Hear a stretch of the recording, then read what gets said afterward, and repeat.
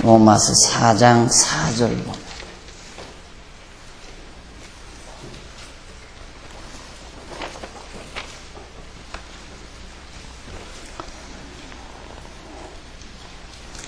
일하는 자에게는 그 싹을 은혜로 여기지 아니하고 빚으로 여기거니와 일을 아니할지라도 경건치 아니한 자를 의롭다 하시는 이를 믿는 자에게는 그의 믿음을 의로 여기시나니 일하는 것이 없이 하나님께 의로 여기심을 받는 사람의 행복에 대하여 다해서 말한 바 그 불법을 사하심을 받고 그 죄 가리우심을 받는 자는 복이 있고 주께서 그 죄를 인정치 아니하실 사람은 복이 있도다 함과 같으니라.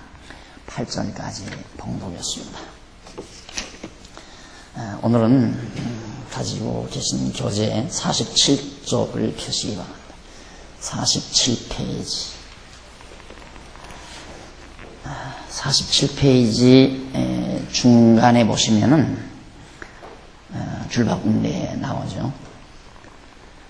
거기 보면 하나님께서는 절대 이성의 소유자이시다라는 말씀이 나옵니다. 내용이 나옵니다. 절대 이성의 소유자.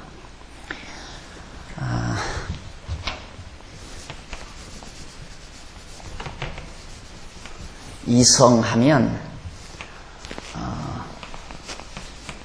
절대 이성, 그다음에 상대 이성, 절대적 이성, 상대적 이성.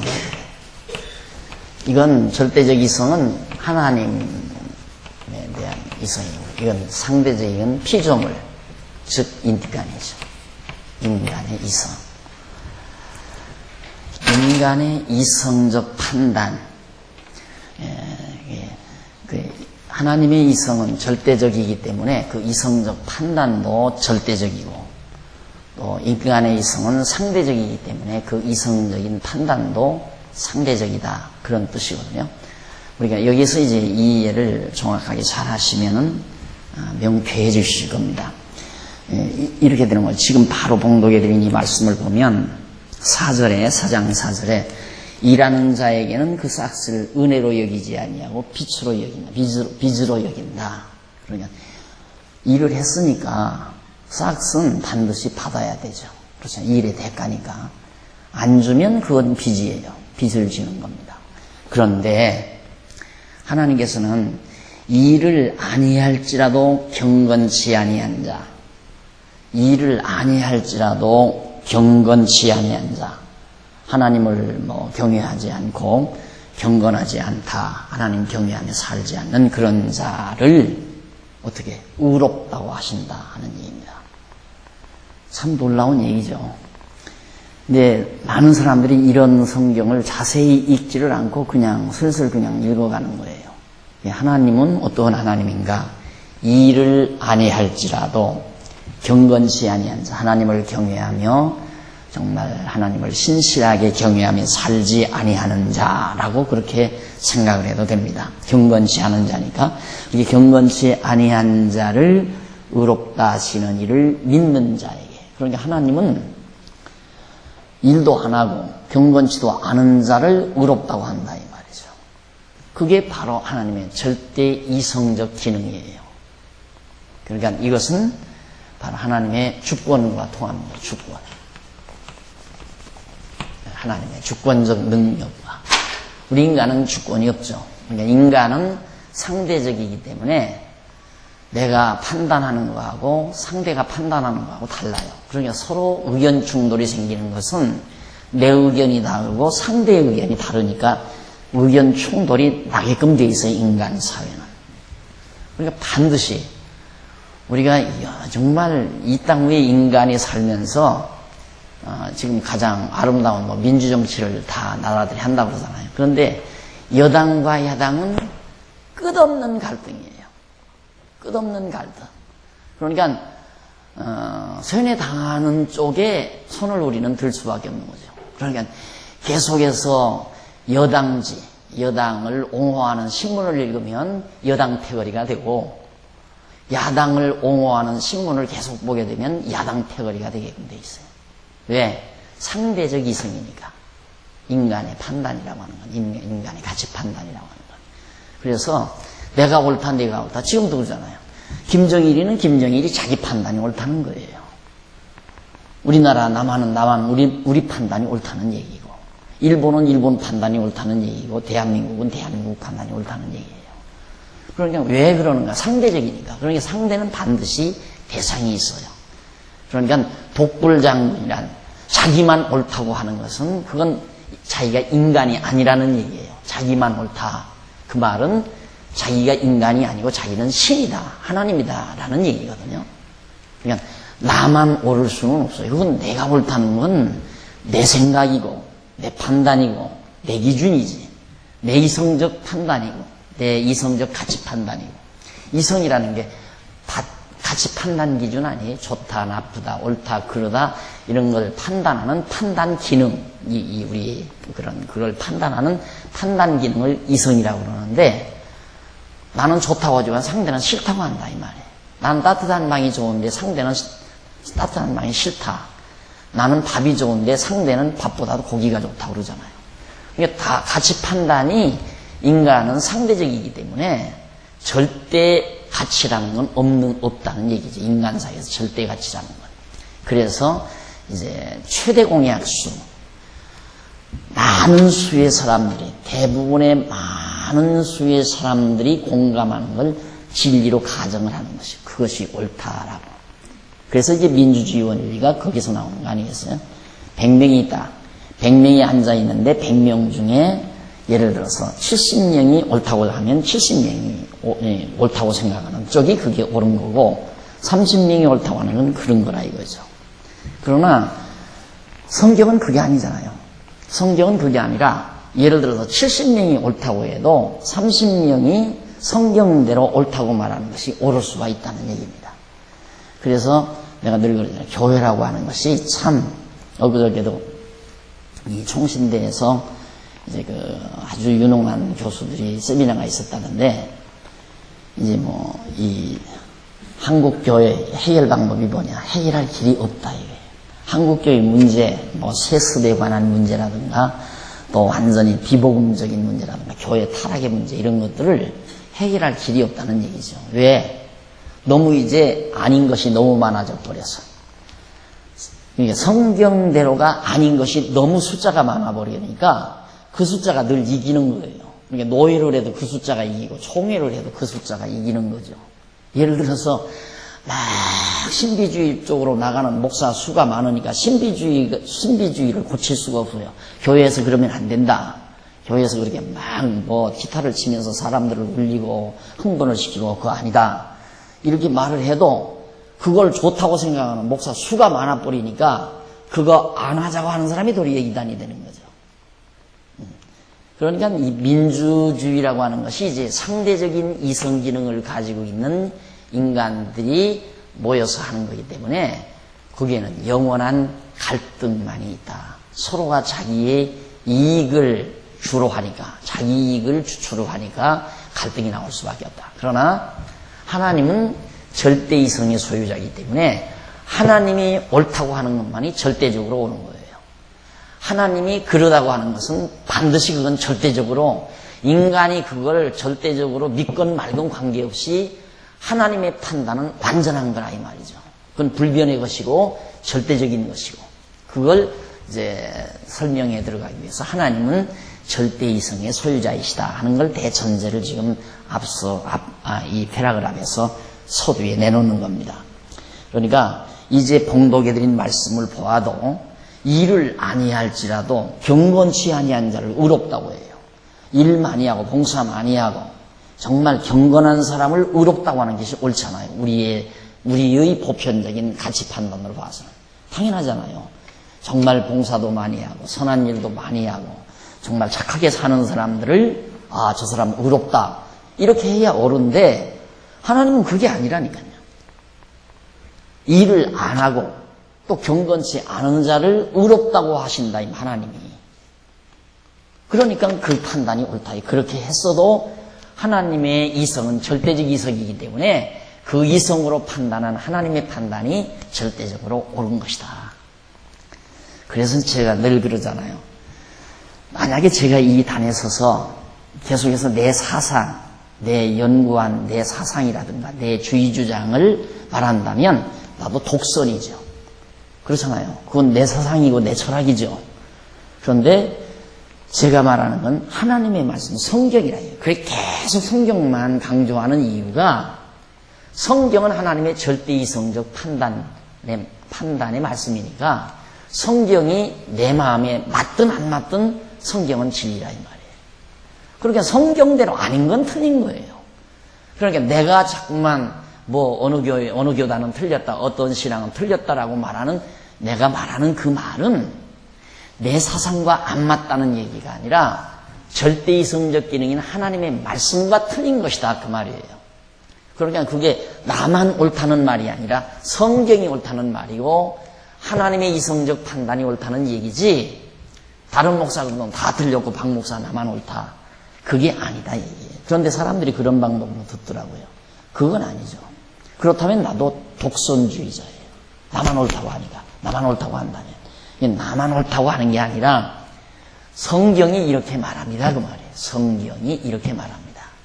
그러니까 성경이 내 마음에 들든 안 들든 내 이성적, 내 상대적 이성적 판단에 맞든 안 맞든 관계없이 성경은 절대적 이성의 판단 가치 기준이기 때문에 성경 말씀이 절대적으로 옳은 것이다.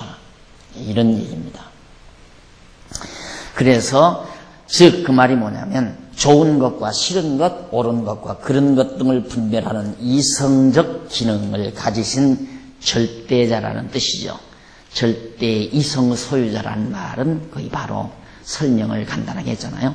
옳은 것, 좋은 것과 싫은 것, 옳은 것과 그런 것 등을 분별하는 이성적 기능을 가지신 절대자라는 뜻이 바로 절대이성의 소유자라는 말이다. 절대 자존자이신 하나님께서는 좋은 것과 싫은 것을 분별하여 아시는 절대이성을 가지시고 존재하시는 자이시다. 그러므로 하나님께서는 모든 일을 자신이 좋으신 대로, 즉 하나님 자신의 기쁘신 뜻대로 섭리하시는 분이시다. 절대자이신 하나님께서는 누구의 간섭이나 방해를 받으시는 일이 없이 하나님 자신의 판단과 결정에 의하여 좋으신 뜻대로 이루어 가시는 분이시다. 에베소 1장 5절 나오죠.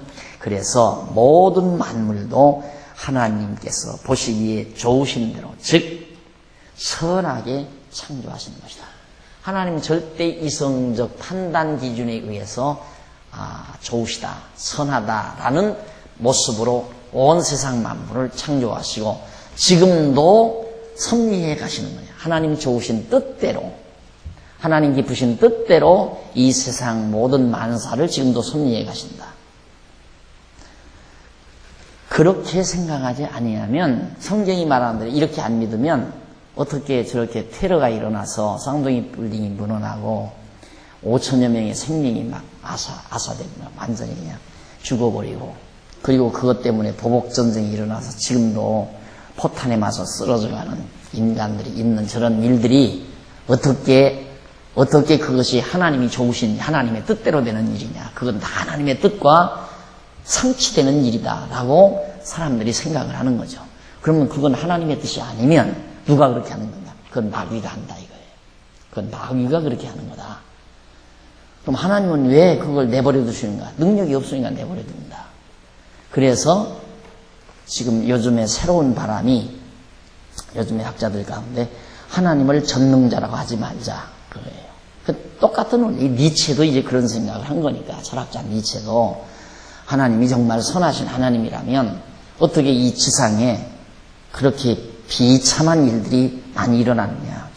기아가 죽고 질병, 가난, 전쟁, 폭동 이런 것들로 끊임없이 이 지상에 불미스러운 일, 아름답지 못한 일이 끝없이 일어나는데 신은 도대체 뭐하느냐. 선하신 신은 인간의 상대적 이성을 가진 인간의 가치 판단에 의해서 선한 것, 인간이 판단하는 건 전쟁이 안 일어나고 모두가 행복하게 잘 먹고 잘 살고 전쟁도 없고 폭동도 없고 질병도 없고 가난도 없고 이런 세계가 선한 세계다라고 이제 인간의 상대적 이성이 판단을 해놓는 거죠. 그런데 왜 하나님은, 신이라는 분은 왜 그렇게 세상을 만들어 놓지 않고 그렇게 섭리하지 않고 전쟁이 일어나게 하고 기아와 가난, 질병으로 인류가 고생하도록 놔두는가? 그게 이제 니체의 고민이었다고 그래요. 니체의 고민의 출발이. 니체가 원래 크리스찬이었단 말입니다. 아버지가 막 목사라고 그러죠. 그렇게 전통적인 기독교 가문에서 태어난 자가 하나님을 숨기다가 보니까 머리가 트이니까 자기 이성적 판단이 일어나다 보니까 그런 판단이 자연히 일어나잖아요. 내 고민도 바로 그거였을 거예요. 처음에 고민도 그거였으니까요. 왜 하나님은 우리 인간 선하게 절대 죄 짓지 말고 살라고 하는데 다 손 끊고 눈 떼고 다 하라고 그러는데 그런 사람이 하나도 없다 이거예요. 그런데 인간이 어떻게 그렇게 살 수가 있나? 이런 이제 고민을 청소년 시절에 많이 했죠. 당연히 하게 돼 있어요. 하나님을 믿는다고 하면 이런 문제에 대해서. 그러니까 그렇게 생각해 놓고 왜 하나님은 그렇게 안 하시는가? 이 니체가 아무리 생각해 봐도 신은 늙었다. 이제 힘이 없다. 이거 늙어서 힘이 없어가지고 사단이 이런 못된 짓을 해도 신이 막을 능력이 없다 이 말이에요. 그러니까 그렇게 무능한 신은 죽어버려라. 그래서 그의 니체가 자기 작품에서 신을 저격해서 죽이고 그리고는 이제 인간의 자유의지를 발동시켜요. 우리가 해야 한다. 그런 무능한 신을 의지하지 말고 우리의 힘으로, 우리의 의지력으로 이 땅에 파라다이스를 건설하고 행복한 사회를 건설해서 우리가 하나님 나라를 이루어야 된다는 것이 바로 니체의 논조란 말입니다. 그러니까 그런 식의 생각을 누구나 다 하게끔 돼 있어요. 그러면 이 세상을 마귀가 다 지배한다는 얘기거든요. 그러면 신은 뭐 하는가? 능력이 없어서 마귀가 하는 일을 막지 못한다 이렇게 되는 거예요. 그러니까 전능자라고 하지 말자 이젠. 신은 있기는 있는데 이제 능력을 다 상실했다. 이것이 현대 아주 급진적 신학자들이 하는 말이에요. 급진주의 신학자들. 그래서 그런 사람들이 신학자예요. 그러니까 이걸 모르니까 그런 거라며. 이걸 모르니까. 바로 자기의 이성이 하나님의 이성과 동일한 것으로 착각한다 이 말이에요. 하나님은 절대자이니까 절대 이성의 소유자이시고 인간은 피조물이기 때문에 상대 이성의 소유자지 인간의 이성이나 하나님의 이성이 똑같을 수 없다 이 말이죠. 내가 좋다고 하는 것이 하나님도 좋다고 하고 내가 싫어하는 걸 하나님도 싫어하시는 게 아니라 이 말이죠. 우리의 생각으로 보아서는 일 잘하고 경건한 사람을 의롭다고 해야지 일도 안 하고 경건치 아니한 자를 왜 하나님은 의롭다고 하느냐 이 말이에요. 도저히 납득이 안 가잖아요. 그것이 하나님 절대이성의 기능이에요. 그래서 하나님의 주권, 당신의 절대적인 주권에 의해서 모든 가치 판단도 내리시고 그 가치 판단에 의해서 당신의 깊으신 뜻대로 역사를 진행해 가시고 그러니까 지금 아무리 어두운 역사라도 이것도 다 하나님이 다 주관해 가는 거란 말입니다. 예를 들면 이스라엘 역사도 보세요.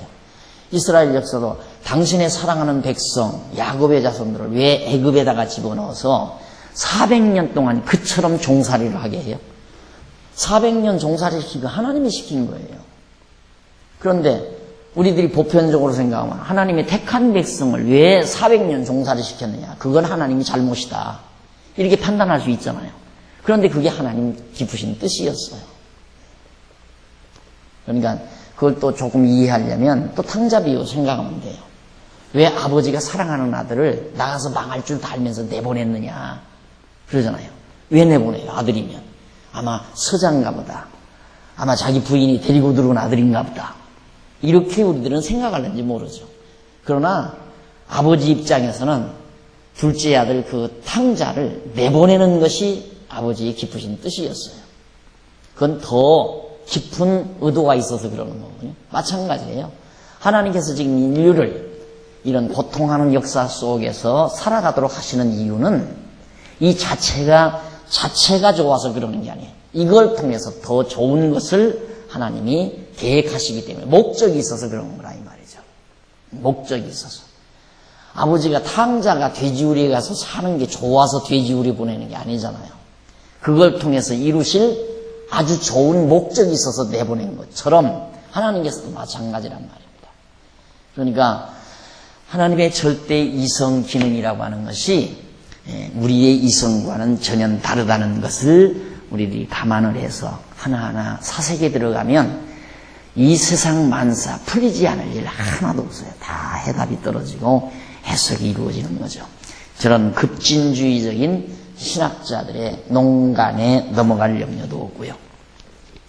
자, 그러면 제일 하단에 보면, 그러면 하나님께서 싫어하시는 것이란 무엇일까? 하나님이 싫어하는 것. 하나님께서 싫어하시는 것은 하나님께서 자신의 형상을 따라 자신의 모양대로 만들어 놓으신 사람이 선악을 아는 것이다. 하나님께서 에덴 동산에서 아담에게 선악을 알게 하는 나무의 실과는 먹지 말라고 명령하신 것은 아담이 실과를 먹고 선악을 알게 되는 까닭이다. 자, 이게 바로 여기서 인간이 선악을 안다. 이제 짐작이 가시겠죠? 인간이 자기 이성으로 상대적인 이성으로 선과 악을 안다. 이 말은 상대적 이성, 인간이 자기 자신이 주권자가 돼서, 주인이 돼서, 자기 자신이 주인이 돼서 자기 중심으로 선하다, 나쁘다, 좋다, 나쁘다를 결정하는 거. 그걸 하나님이 싫어한다는 말이에요. 왜?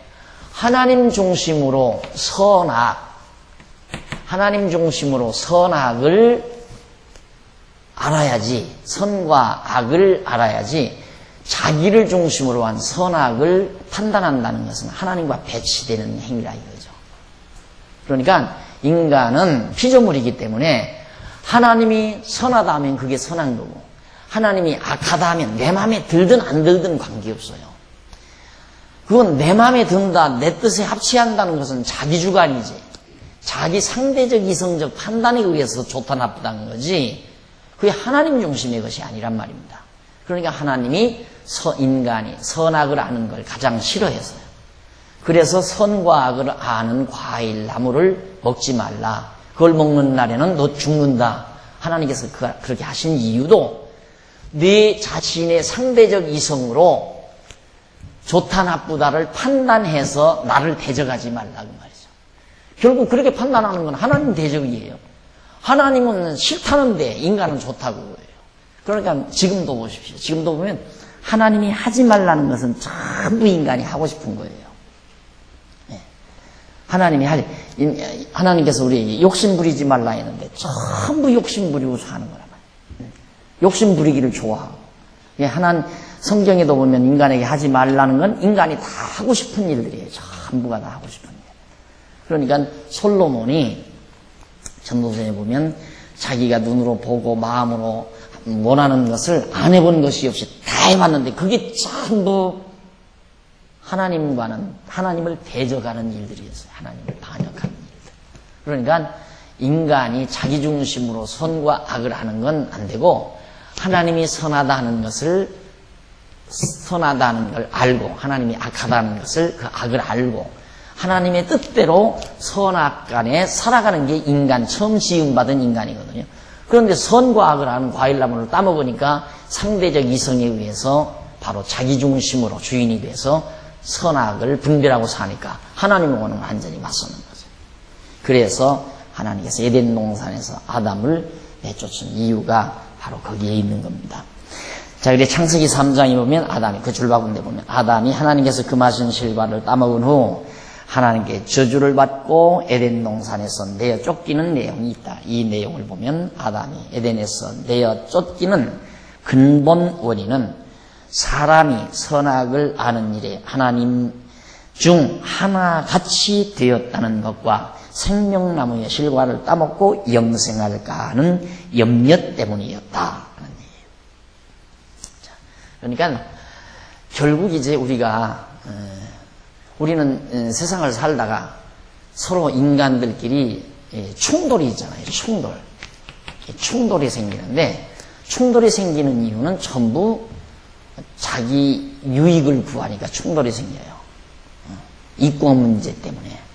이권 문제 때문에. 그러니까 충돌의 이유는 이권 아니면 하나의 질투나 시기 이런 것들 때문에. 이게 다 이권도 나쁜 거 아니에요? 자기 이권. 각자가 자기 이권을 차리려니까. 예를 들면 여기 감 2개가 있어요. 감 2개가 있는데 감 2개를 자기 혼자 다 가져가려니까 상대방이 야 하나는 놔주라. 아니면 내가 2개 내가 다 가져가려한다. 이쪽 사람은 아니다. 이건 내가 다 가져가려한다. 이렇게 되면 둘이 충돌하게 돼 있어요. 반드시 충돌이 일어나죠. 안 그러면 2개 가져가는 것이 속이 상하고 질투가 나니까 또 못 가져가게 그걸 하니까 충돌이 생기는 거고. 반드시 인간 사회에서 이런 충돌은 이런 아름답지 못한 요인에 의해서 생기는 거죠. 그런데 우리가 정말 이걸 우리가 잘 이 사실을 깨닫게 된다면 이런 충돌에 휘말릴 필요가 없어요. 휘말려 들어갈 필요가 없어요. 왜 그러느냐 하면 왜 휘말릴 필요가 없느냐. 모든 것이 하나님의 주권적 섭리에 의해서 된다라는 대전제만 있으면 예를 들어서 감 2개를 내가 다 가지려는데 바로 자기가 가지려고 하든 시기 질투가 나든 해서 이걸 못 갖게 한다. 하나님께서 내게 대적을 못 갖게 하는 건 바로 가지지 못하게 하기 위한 하나님의 섭리다. 그걸 받아들이는 사람은 구태여. 그래요? 그러면 안 가져가죠. 하고 포기할 수 있다 이 말이죠. 그것이 바로 하나님을 믿는 신앙이에요. 그러니까 하나님을 믿는 정말 주권적인 하나님을 믿는 그런 신앙인은 충돌할 필요 없어요. 인간들끼리 충돌할 필요 없다 이 말이에요. 그런데 이런 아름답지 못한 것을 가지고 충돌을 하면서 자꾸만 이걸 정당화시키려고 그래요. 인간한테. 그걸 정당화시켜서 그걸 옳다라고. 왜? 그건 자기 판단이죠. 자기 판단이지 하나님의 판단이 아니잖아요. 자기 판단이지. 그러니까 정말 평강 중에 그래서 모든 일은 평안한 가운데서 이루어져야지 싸움박질하면서 막 서로 막 갈등하면서 그건 벌써 어딘지 그건 잘못된 거예요. 안 해버리면 돼요. 내 항상 교회 일은 싸움할 때면 하지 말라. 무엇 때문에 싸움하면서 해요? 싸움한다는 건 이 충돌이 일어났다는 얘기거든요. 왜? 너보다 내가 잘했다 이거야. 네가 잘못하고 있다. 나는 잘하고 있다. 이것 때문에. 잘하고 잘못하는 건 하나님의 판단에 달려있는 거지 자기 판단에 달려있는 게 아니에요. 그러니까 하나님 보시기에는 가장 잘하는 건 평안한 중에 화평 중에 하는 것이 잘하는 거지. 어떤 사람은 회의를 해도 회칙 지키기 위해서 회의를 하는 줄 알아요. 그러니까 가만히 회원들끼리 싸움하는 거 보면 왜 회칙대로 안 하느냐. 그것 때문에 이제 충돌이 일어나고 회칙대로 안 한다고. 회칙대로 하기 위해서 회의를 하는 게 아니에요. 회의의 화목을 위한 회칙이지. 그러니까 회가 편안하게 온 회원들이 편안하게 정말 그 회원 활동을 하기 위해서 아름다운 약속을 하는 것이 회칙인데 회칙 지키기 위한 횡줄로 그렇게 알고 회칙 가지고 싸운다. 회칙 때문에. 그것도 앞뒤가 바뀐 것이죠. 그러니까 충돌이나 어쨌든 이 충돌은 전부 다 인간 자기 자신의 상대적 이성적 판단에서 나오는 거예요. 화목을 깨는 일이 가장 아름답지 못한 거다. 하나님은 화평을 원하시는 거니까 화목을 깨는 건 인간 자기들끼리 충돌. 근데 하나님이 이것도 일으켜요. 이것도 충돌을 일으켜요. 일으켜서 또 우리들로 하여금 시련을 겪게 만들고 어려움을 당하게 만들고 그래서 이러면 안 되겠구나 하는 걸 깨닫게 한다 이 말이에요. 제가 이 교회 일을 하면서 개척을 하면서 한 15년 전, 6, 7년 전에 젊은 집사들이 몇 사람 무더기로 한 서너 너덧 젊은 집사들이 나간 바가 있어요. 근데 그때 왜 그랬냐면 나이 많은 집사님들하고 젊은 집사들하고 이렇게 재직회를 하는데 조금 가르쳐 놓으니까 얼마나 잘난 척하고 똑똑한 척 하는지 나이 많은 집사님을 막 공박을 하면서 발언을 해요. 짚고 넘어가야 된다. 그래 가면서 나이 많은 집사님이 발언을 했는데 새파랗게 젊은 집사가 그러고 해요. 그때 이제 내 판단이 저런 고약한 놈 봐라. 이게 발동이 된 거죠. 저런 놈이 있을 수가 있나. 자기 아버지 같은 사람한테 이게 이제 화가 발칵 일어나가지고 나가. 이러고 큰 소리를 제가 한번 지른 적이 있어요. 그리고 나서 그뒤부터는 이것도 역시 내 판단이었다. 내가 화났다는 자체가 그건 잘못된 거거든요. 그러니까 그 뒤로는 그렇게 크게 회의 진행하면서 크게 실수하지는 제가 안 하거든요. 그 교훈을 통해서. 그러니까 하나님께서 이런 거를 통해서 배워가게 하신 하나님의 섭리죠. 그래서 항상 우리는 나는 상대적 이성의 소유자다. 그러니까 내 판단이 옳다고 하지 말아라 이거죠. 그러니까 교회에서 가장 권위 있는 게 뭐냐면 성경이에요. 회칙보다 앞선 것이 장로교 헌법이에요. 장로교 헌법보다 앞선 것이 성경이에요. 이게 성경입니다 하면 회칙이고 헌법이고 다 필요 없는 거예요. 성경이 최고 권위가 있는 거죠. 왜? 그건 하나님의 절대이성의 판단 기준이니까 그 기준에 따라야죠. 헌법도 자기들 좋은 대로 만들 수 있잖아요. 목사님들이 총회에서. 그러니까 그렇게 잘못된 건 성경대로, 그건 아무리 헌법이지만 성경의 규범이다 하면 헌법도 고쳐야 되는 거죠. 그러니까 우리가 이 교회 안에서 신앙생활 하는데 이게 얼마나 중요한 부분인가를 우리 잘 기억을 하셔야 합니다. 항상 생각을 해야 되고요. 그래서 이 생명나무의 실과는 먹지 말라고 금하신 바, 이렇게 딱 선악을 알게 된 인간이 생명나무의 열매를 따먹고 그냥 영원히 죽지 않고 살아버린다면 하나님하고 영원히 갈등하는 거예요. 영원히. 안 죽으니까. 인간은 자기중심으로 선악을 알고 하나님은 또 자기중심으로 선악을 알면 이제 하나님하고 인간하고 계속해서 충돌이 일어나는 거죠. 왜? 인간은 인간 나 좋은 대로 하자는 거고 하나님은 하나님대로 하나님 좋은 대로 하자는 뜻이고 이러니까 갈등이 생길 거 아니에요. 그래서 하나님이 선악을 아는 과일을 따먹은 인간을 에덴 동산에서 내쫓아가지고 생명나무의 열매를 따먹지 못하도록 하나님께서 조처를 하신 것이다. 그러니까 우리 인간은 내 자신의 이성적 판단에 의해 살지 말고 하나님의 판단대로, 하나님의 뜻대로, 하나님의 말씀대로, 성경대로 살아라 하는 것이 바로 하나님의 교훈이고 하나님의 말씀이죠. 자, 그게 이제 거기 나온 얘기고요. 그 다음 이제 밑에서 네 번째 줄 바꾼데 보시면은 창조주이신 하나님과 피조물인 인간은 엄연한 구별이 있습니다. 그 구별이 뭐냐면 아담이 타락하기 이전 처음 지음받았을 때에는 창조주 하나님과 여러 가지 면에서 차이가 있었는데 그중 근본적인 차이는 바로 선과 악을 몰랐다는 것. 처음 타락하기 이전의 아담은 자기중심한 이성적 판단에 의한 선악을 판단할 줄을 몰랐어요. 그러니까 우리들이 쉽게 말하자면 아기가 막 태어나서 아주 편안하게 엄마 품에서 이제 막 태아가 자라날 때 그때는 천진난만 하잖아요. 그러면 이제 엄마가 옮겨놓는 대로 가 눕혀 있고 먹여줄 때 먹이고 이제 그러는데 이놈이 이제 한 조금 커가지고 2살, 3살쯤 되면은 제 판단이 생겨요. 엄마는 화장대 곁으로 가면 안 된다는 것이 엄마의 판단인데 쉽게 말하면 엄마 입장에서는 너는 화장대 곁에 가면 안 돼. 왜? 화장대는 다 어질러 놓고 잘못하면 거울도 깰 수 있고 또 어질러 놓으니까 안 된다는데 이놈은 보니까 신기하다면 여러 가지 알락달락한 모양들 여러 가지 화장품들이 있고 그러니까 만지고 싶고 또 엄마 보니까 거기서 뭘 꺼내서 자꾸 뭘 그리고 그러니까 이놈도 가서 그걸 다 빼가지고 막 거울에다 그리고 제 얼굴에다 그리고 돌아다닌다 이거죠. 그게 바로 이제 제 좋은 대로 하는 거예요. 그게. 그렇게 되니까 이제 그게 안 된다. 그러니까 인간의 타락이라고 하는 것은 자기 중심한 주장이 나타났다. 선악을 알게 됐다 이거예요.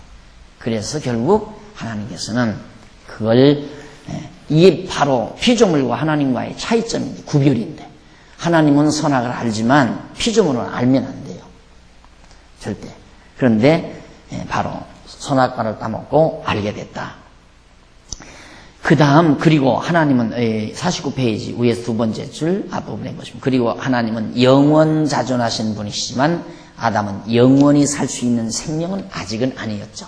생명만을 따먹기 전에는 영원히 사는 존재는 아니었어요. 아담이. 생명만을 따먹어야 영원히 사는 거죠. 그러니까 처음 지음받은 아담이 선과 악을 알기 이전에 그냥 영원히 살 수 있는 생명과를 따먹었으면 오늘의 이 고난의 역사는 없죠. 이 고난의 역사. 그런데 아담이 선악을 알게 하는 과일을 먼저 따먹으니까 따먹고 생명과를 하나님께서 못 따먹게 해서 이 고통 많은 어두운 역사가 우리에게 이 피조세계에 있는 거죠. 물론 이게 하나님의 계획대로 된 거지만. 왜? 이게 바로 하나님께서 탕자를 돼지우리에 보낸 거거든요. 왜 돼지우리에 보내는가? 아버지 사랑 깨닫게 하려고. 그러니까 결국 하나님께서는 당신의 택한 백성을 돼지우리 보내기 위해서 이 돼지우리와 같은 짐승세계와 같은 이 죄악 세상에 우리 지금 살게 하는 거예요. 여기서 우리가 할 일은 다른 거 없죠.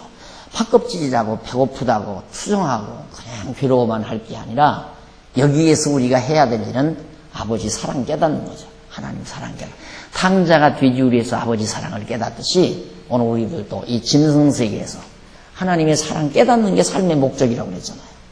하나님이 우리를 이모로 저모로 망하게도 하고 흥하게도 하고 건강하게도 하고 그다음 병들게도 하고 이렇게 섭리하시는 것은 모두가 하나님의 사랑을 깨닫게 하기 위한 하나님의 섭리라고 그랬지 않습니까? 그러니까 결국 우리는 이 세상 돼지우리와 같은 이 세상에서 하나님의 사랑 깨닫는 것이 삶의 목적이자 의미라는 것. 그렇게 이해를 하시면 아마 깨끗하게 모두가 머리가 정리가 되실 겁니다. 그 다음 아담은 선악을 알게 하는 나무의 실과를 먹기 전에 생명과를 먹었으면 에덴 동산에 쫓겨나지 않았을 거예요. 그대로 다 같은 얘기입니다. 그 다음 밑에 위에서 11번째 줄 바꿈 내보시면은 하나님께서 아담에게 선악을 알게 하는 나무의 실과는 먹지 말라. 내가 먹는 날에는 정령이 죽으리라. 고 명하신 규범은 에덴 동산에서의 유일한 거부조항이었다. 그런데 이게 법이죠. 에덴 동산의 법은 선악과 먹지 말아라. 그 한마디뿐이에요. 그런데 에덴 동산의 율법이었는데 이 같은 에덴 동산의 율법은 이미 선악을 알게 하는 나무의 실과를 만들어 놓으신 후에 제정하신 율법이다. 이 같은 율법의 제정에 있어서 먼저 반드시 있어야 할 조건은 율법의 근본 기준이 되며 원리가 되는 하나님의 좋아하심, 즉 선이란 말이에요. 좋아하심. 하나님의 좋아하심. 이것은 하나님의 좋아하심의 성품이죠. 좋아하심의 성품. 그걸 선이라고 그러고 싫어하심. 좋아하시는 것이 아니라 그냥 좋아하심의 성품. 싫어하심의 성품. 그 자체를 선과 악이라고 한다 이 말이에요. 그러니까 에덴 동산에 선악을 알게 하는 과일을 따먹지 말라는 율법이 있기 전 이게 선악과 이 선악과라는 법이 있기 전 이전에 벌써 영원전 하나님께서 이 하나님 영원하신 하나님 안에 싫어하심, 좋아하심 이게 바로 하나님의 절대 이성 기능이라 이 말이에요. 좋아하시고 싫어하시고 하는 게. 그러잖아요. 이게 하나님의 판단에 절대 이성적 판단, 이성 기능의 판단으로 싫어도 하시고 좋아도 하시고 이 좋아하심과 싫어하심의 그 성품, 성능을 그걸 바로 악이라고 하고 이걸 선이라고 한다 이 말이에요. 그러니까 선악을 알게 하는 과일을 먹지 말라는 법이 있기 전에 벌써 악과 선이라는 존재가 있었다는 말입니다. 이게 정리가 돼야 되는데 헬라 철학에서나 그리스 철학에서나 모든 과거 소크라테스를 비롯해서 플라톤이나 신플라톤주의자들이 생각하는 게 자꾸만 이 선과 악을 하나님 안에서 찾으려고 하지 아니하고 자꾸만 어떤 객관적인 어떤 요물로 생각을 한 거예요. 하나님이 아닌 어떤 객관적인 요물, 어떤 세력, 악의 세력과 선의 세력 이렇게 생각하고 이걸 정리하려니까 결국 잘못하면 이원론으로 빠지잖아요. 이원론. 그러니까 헬라 철학에서는, 그리스 철학에서는 악은 뭐냐? 눈으로 보이는 건 다 악하다 이거예요. 눈으로 보이고 만질 수 있는 현상 세계의 것은 다 악한 것이다. 그럼 선이란 뭐냐? 이데아의 세계, 관념 세계. 눈으로 보이지 아니하는 관념의 세계의 것이 곧 선한 것이다. 그래서 이원론을 빼낸 거예요. 그러니까 헬라 철학은 이원론으로부터 출발해요. 눈으로 보이는 것과 보이지 않는 것. 이게 눈으로 보이는 건 다 악한 것이고 눈으로 보이지 아니하는 건 관념 세계는 현상 세계는 악한 것이고 보이지 아니하는 관념 세계는 선한 것이다. 이렇게 해서 이원론으로 출발한다 이 말이에요. 그러니까 이게 이제 동양 철학에서 음양 원리 이것도 다 이 동양 철학도 그리스 철학과 다 맞들어지는 거예요. 음양 원리, 선악 이거 다 상대적으로 다 놓고. 그러나 기독교에서 성경이 말하는 선은 하나님이 우리가 단마디로 말해서 악이다 선이다 하는 얘기지 그 의미는 악은 싫을 악자니 싫다는 얘기예요. 악이라는 건 싫은 거. 선은 좋을 선자니 좋아하는 거. 그게 선한 거예요. 그러니까 하나님은 절대 이성의 소유자로서 싫어도 하시고 좋아도 하시는 기능을 하나님이 가지고 계시다. 그러니까 하나님 안에 싫어하심과 좋아하심이 있는데 벌써 하나님은 싫어하시는 대로는 못하게 하고 좋아하시는 대로는 다 만들어 놨어요. 그러니까 에덴 동산의 모든 만들어 놓은 건 하나님의 이성적 절대 이성의 판단대로 좋아하시는 대로 다 만들어 놨고 싫어하는 것은 못하겠다 해놨고 먹지 말아라. 이건 이제 이걸 하나님이 싫어하는 걸 못하게끔 선악과를 먹지 선악을 알게 하는 거 아니에요. 먹지 말라. 그랬다 이 말이에요. 그러니까 선악을 알게 하는 법이 있기 전에 에덴 동산의 법이 있기 전에 선과 악이 존재했다. 이 말을 지금 끌어내기 위해서 지금까지 설명한 거예요. 왜 그러냐면 보편적으로 율법을 범한 것이 죄다 이렇게 나오니까 율법을 범한 것이 그러니까 율법을 순종치 않은 것이 악한 것이고 죄다. 보편적으로 다 우리 앞에서 일반적으로 죄를 어떻게 알고 있는가 배웠잖아요. 신학에서나 철학에서 다 그런 식이란 말입니다. 부도덕한 거, 모자라는 거, 행동이 관역을 맞추지 못한 거. 정확하게 그렇게 행동해야 되는데 행동이 빗나갔을 때 그걸 악이다, 죄다 이렇게 말한다. 철학자는 다 그런다 이게요. 그러니까 이게 선악의 근원을 못 찾아요. 그래서 신학도 죄의 근원, 우리는 죄의 근원을 악으로 보잖아요. 하나님이 싫어하심이 악인데 그 싫어하시는 대로 인간이 돼버렸으니까 선악과를 따먹고 선악을 알게 되니까 그게 죄라 이 말이죠. 그러니까 자기주의, 자기중심 생각 그게 죄예요. 자기 욕심, 자기 자만. 인간은 자기중심이 전부 죄라 이 말이에요. 그런 죄 아닌 사람이 어디 있어요. 전부 우리 자기중심으로 사는데 안 그래요? 다 죄인이에요. 어디 가서 뭐 강도질하고 어디 가서 뭐 정말 사람을 죽이고 이래야만이 죄인이 아니라 우리는 전부 자기중심으로. 그러니까 우리 충돌하잖아요. 이 세상 교회가 완전한 교회가 아니기 때문에 교인들끼리 충돌하잖아요. 서로 싸우고 서로 시기하고 시샘하고. 이게 아직도 우리는 성화가 다 안 됐기 때문에 때때로 속상하죠. 나는 꼭 이렇게 좀 됐으면 좋겠는데 반대자가 있어서 안 되니까 속상하잖아요. 이런 것들이 전부 우리의 죄성이 살아나서 그런 거란 말이에요. 어쩔 수가 없는 거예요, 인간은. 그런데 이제 이런 걸 배워두면 이런 말씀이 생각이 나니까 이거 벌써 예를 들어서 내가 A라는 성도와 B라는 성도가 지금 충돌을 한다. 나와 어떤 상대하고 충돌을 한다. 야, 내 안에 지금 죄성이 발로되는구나. 이거의 기억이 딱 나면 자제할 능력, 그 말씀의 능력이 바로 그걸 자제하게 만드는 거죠. 그런데 그 말씀이 기억이 안 나면 이거 배워놓지 않으면 기억도 안 나고 기억이 안 나니까 그냥 계속해서 내가 옳다. 너는 틀렸고 나는 옳다. 계속 그거죠. 너는 틀렸고 나는 옳다.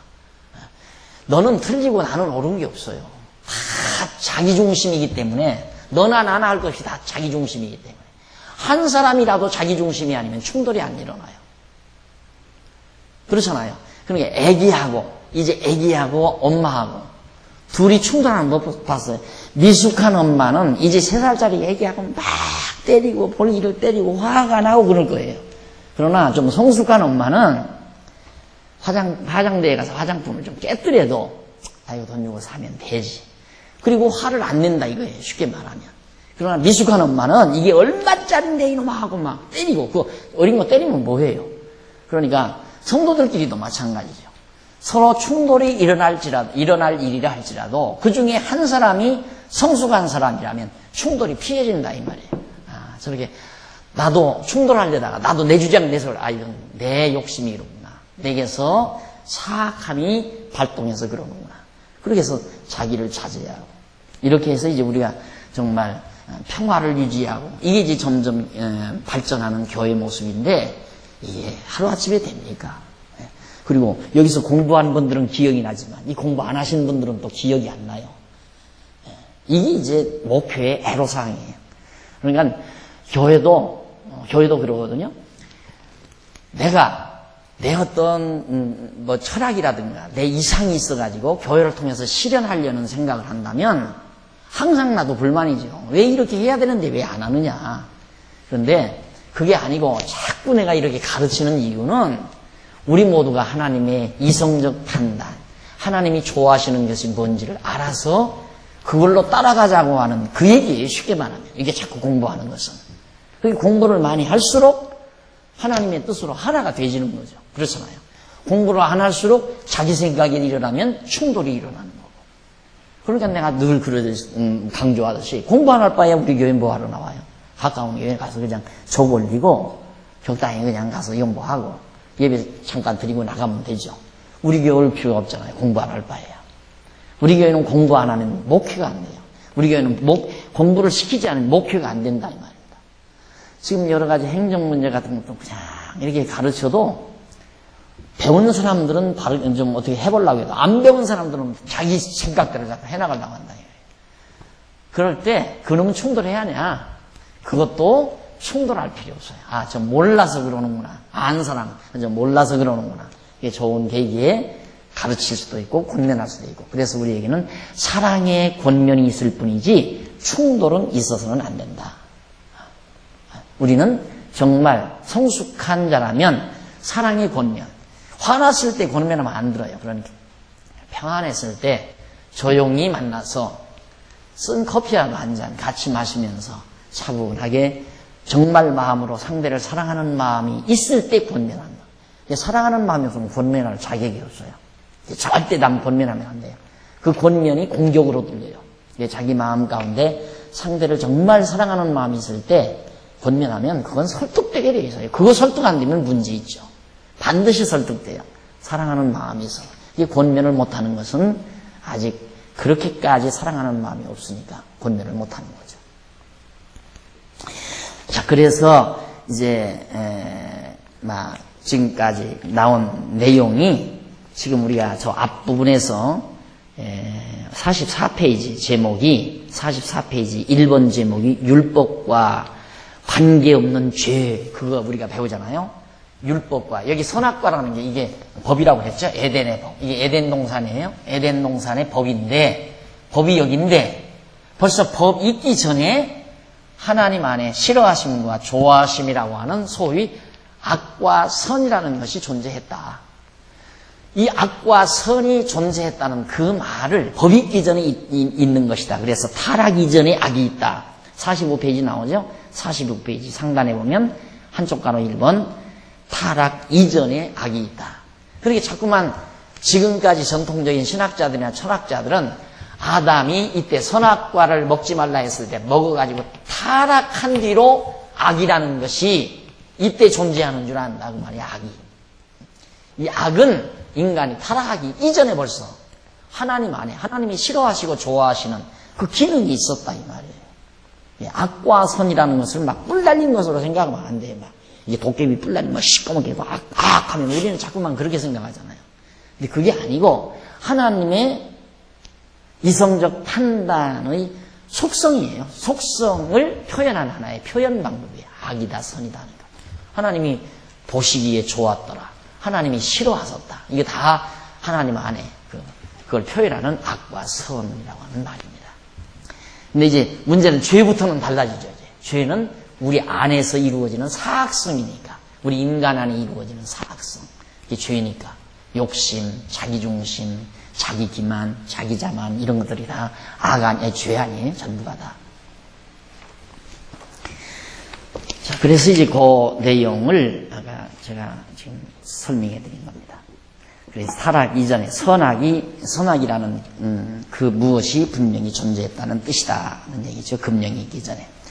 그리고 이 46페이지 중간쯤 중간에 가보시면 거기에 이제 그런 말씀이 나옵니다. 또 하나 추론할 수 있는 것은 선과 악이라는 것이 인간의 타락과 하나님의 금령과만 무관하게 있는 것이 아니라 인간의 존재 여부와도 무관하게, 인간이 있든 아직 인간은 창조되기 이전에 이때 벌써 하나님 싫어하심과 좋아하심, 그 기능을 하나님이 가지고 있으니까, 이성적 판단 기능을 가지고 있어요, 하나님이. 하나님은 당신 좋으신 대로 해요. 기쁘신 뜻대로.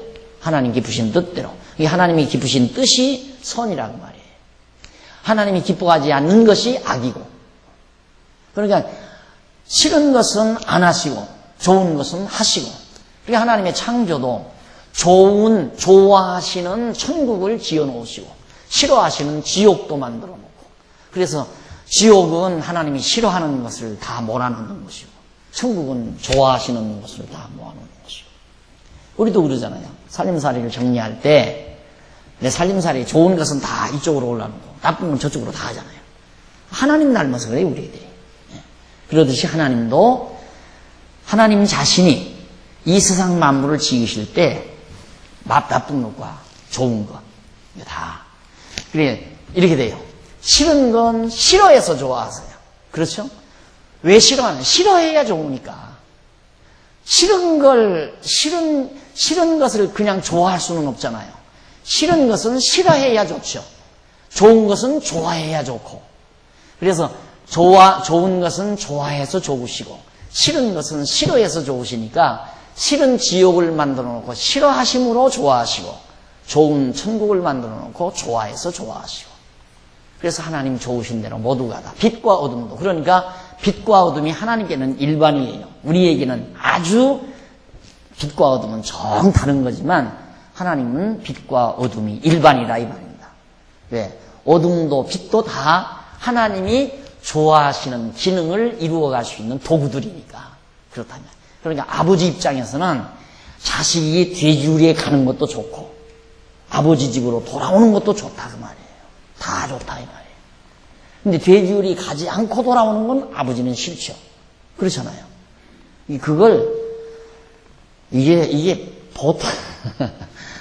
이게 보통 얘기가 아니에요. 이게 바로 우리 성경신학을 풀어가는 키워드예요. 우리 성경신학을 풀어가는. 문제는 왜 현대신학이 풀리지 않는가? 여기에서 안 풀리니까 안 풀리는 거예요. 여기에서 안 풀리니까. 이게 풀려야 되는데. 그러니까 항상 타락 이후부터 신학을 정리해요. 전통신학이. 타락 이후부터 정리하니까 타락했기 때문에 예수님 보내서 우리를 구원해 주었다. 그게 신학의 다예요. 전통신학이. 그런데 우리는 타락한 인간을 예수 그리스도를 보내서 구원해 준 것은 이 앞서 하나님이 가지고 계시는 하나님의 뜻을 표현하는 것이고 이런 하나님을 깨닫게 하기 위한 하나의 수단이지 이것이 다가 아니다 그 말이죠. 그게 바로 우리 성경신학의 우월성입니다. 성경이 말하는. 그래서 이제 윤리 문제도 기독교 윤리 문제도 바로 그래서 풀리는 거예요. 깨끗하게 풀리잖아요. 윤리 문제도. 언제 여러분 이제 김 목사님한테 직강을 한번 들어보실 기회가 있겠지만은 기독교 윤리 그 어렵고 해결하지 못하는 기독교 윤리가 쉽사리 간결하게 깨끗하게 정리되는 이유가 저런 원리 때문에 그렇게 되는 거예요. 하나님이 의롭다 하시면 의가 되는 거예요. 악하다면 악하게 되는 거고 우리 인간의 행위 여하와 관계없어요. 아무 관계없어요. 예를 들면 똑같은 A라는 처녀와 B라는 처녀가 있어요. 그런데 신랑감이 그때 기분 나쁘게 그러지 말다. 여자들이 많은데 한 여자 교수가 있어요.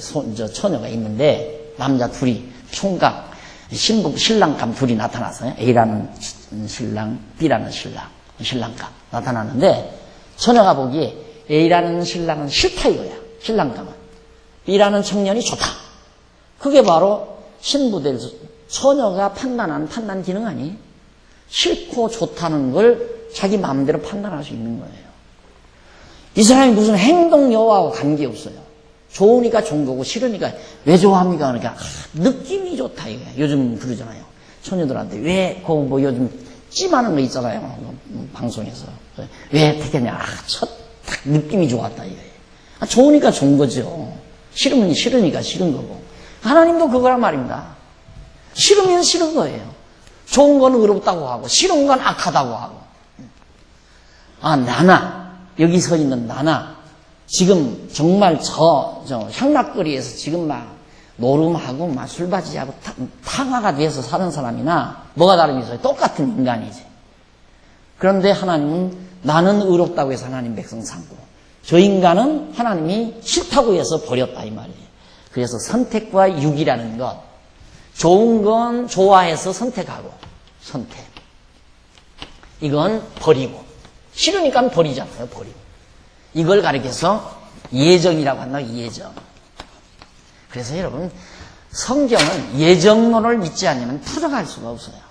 풀리질 않아요. 하나님의 예정, 하나님이 좋으면 선택하고 싫은 건, 그러니까 선한 건 선택하고 악한 건 버린다 이 말이에요. 선하다 악하다는 것이 하나님이 싫어하고 좋아한다는 얘기예요. 틀림없잖아요. 여기에서 기원이 안 나오면 절대 악의 기원도 모르고 죄의 기원도 몰라요. 그러니까 신학교 가자마자 1학년 때 가면 학생들이 조금 트인 학생들은 교수님하고 뭐냐고 그러면 질문 하나 있습니다. 죄의 기원이 어떻게 됩니까? 그러면 그런 건 자네가 연구하게 그래요. 그건 자네가 연구하라 이거야. 나도 모른다고 말이죠. 그럼 죄의 기원도 모르는데 우리가 죄 용서 안 받고 구원 온다는 말을 어떻게 해요? 가장 근본 출발인데.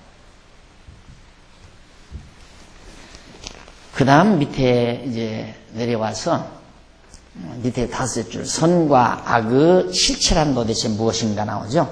철학에서는 도덕적 생활의 최고 이상이 선이라고 하고 바르지 못한 것을 악이라고 그렇게 정의하죠. 이거 철학에서 일반 도덕에서 다 말하는 거예요. 이게 정말 생활의 최고 이상, 인간의 최고 이상이 선이다. 그러니까 인간의 상대적 이성으로 평가돼서 좋다라고 말하는 것이 그게 최고 이상이에요. 그게 바로 선한 것이다.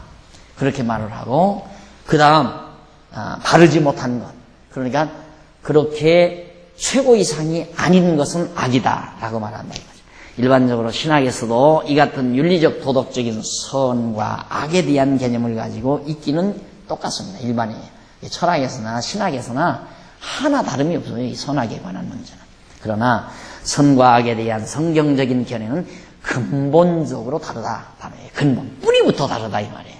철학에서는 인간을 기준으로 한, 나오잖아요. 인간을 상대적 이성 기준으로 한 윤리적 도덕적 평가 기준을 가지고 선하다든가 악하다는 결론을 내리지만 라성경에서는 하나님께서 좋아하시는 것을 선이라고 하고 싫어하시는 것을 악이라고 하는 의미를 가진다.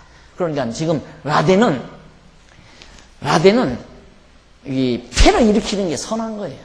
자기는 테러 일으키는. 그러니까 아랍 국가 이슬람 국가 그 사람들은 이 테러가 선한 행위라고 그렇게 생각하는 거고, 부시는 이게 정의를 위한 싸움이다라고 말하잖아요. 누구 말이 옳아요?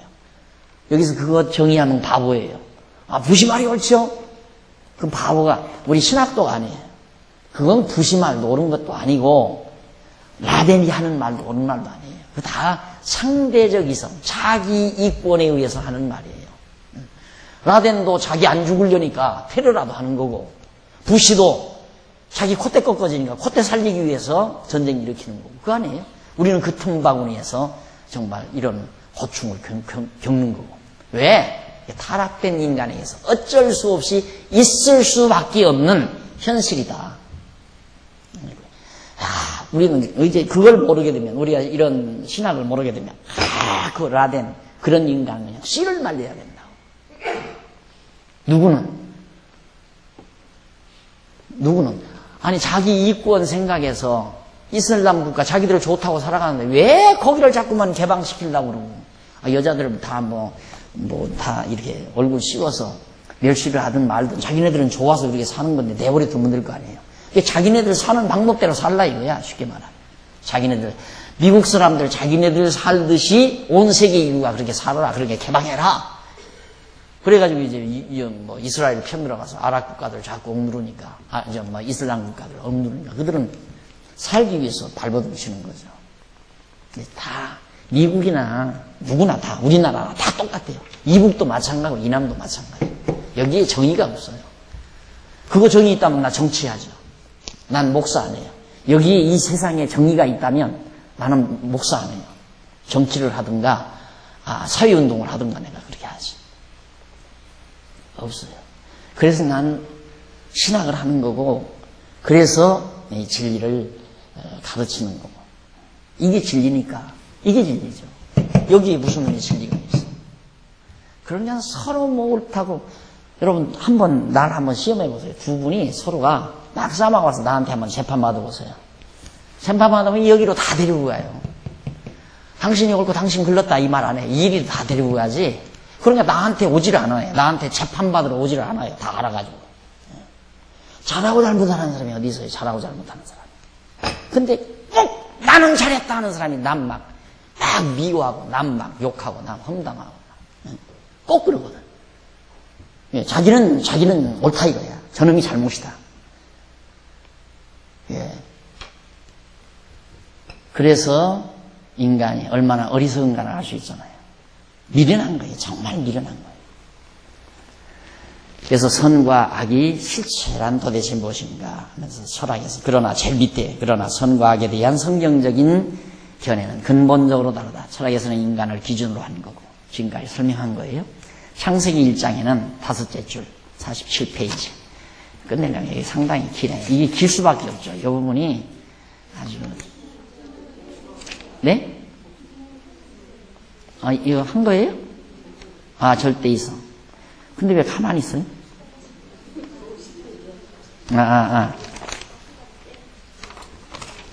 이제 이게 넘어가군요. 지금 어디까지 했어요? 49페이지? 네, 49페이지 마지막 밑에서 두 번째 줄. 쭉 읽고 끝나겠습니다. 선과 악을 이해하는 데 있어서 좀 더 구체적인 설명이 조금 필요하다. 우선 선에 있어서 좋아하심이라는 표현과 좋아하시는 것이라는 표현은 다르다. 요게 좀 예민하죠? 좋아하심과 좋아하시는 것. 말로만 놔도 구별이 되잖아요. 좋아하심은 하나님의 그 태도고, 심적 태도고, 좋아하심은. 좋아하시는 것은 대상이고, 어떤 그 대상. 그러니까 선악을 싫어하심과 싫어하시는 것은 다르죠. 싫어하심은 하나님의 이성적 판단 기능이고 싫어하시는 것은 선악을 아는 거고 인간이.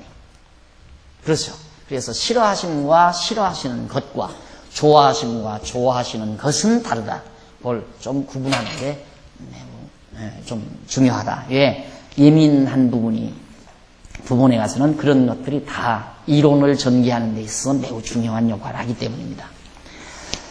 구체적인 내용을 표현하는 말이다. 좋아하시는 것은 원리의 구체적인 내용을 표현하는 말이다. 악에 있어서도 역시 싫어하심은 원리, 그 다음 싫어하시는 것은 원리의 구체적인 내용. 싫어하심, 이것은 근본 하나님의 이성적 판단 기능의 근본 원리. 그 다음 싫어하시는 것은 그 내용, 선악을 하는 것. 인간이 선악을 하는 것, 그것이 하나님이 싫어하시는 것이다. 이 말이에요.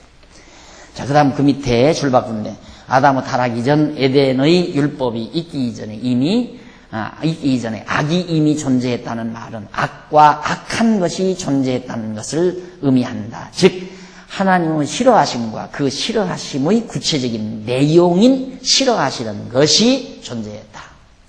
하나님의 싫어하시는 기능도 있지만은 선악을 아는 것을 하나님이 싫어하시는 것, 그것도 이미 아담이 타락하기 이전에 있었잖아요. 하나님이 싫어하시는 것이었으니까 그건. 그래서 선악을 알게 하는 과일을 따먹지 말라. 했다. 왜 이 말이 그렇게 중요한가? 죄의 근원을 알아야 되니까. 범죄의 근원도 알아야 되고, 우리들이. 그래야 이렇게 찾아 올라가면 하나님의 절대 주권자임이 다시 부각이 되고, 전부 하나님에 의해서 전부가 다 옳고 그른 것, 좋고 나쁜 것, 이거 다 판단되고 결정되고 한다는 게 아주 정확하게 마무리 지어지는 거예요. 그래야 이제 우리의 생각이 아주 깔끔하게 정리가 되죠. 그래 이제 거기 그 말을 마지막 결론 삼아 다 했습니다.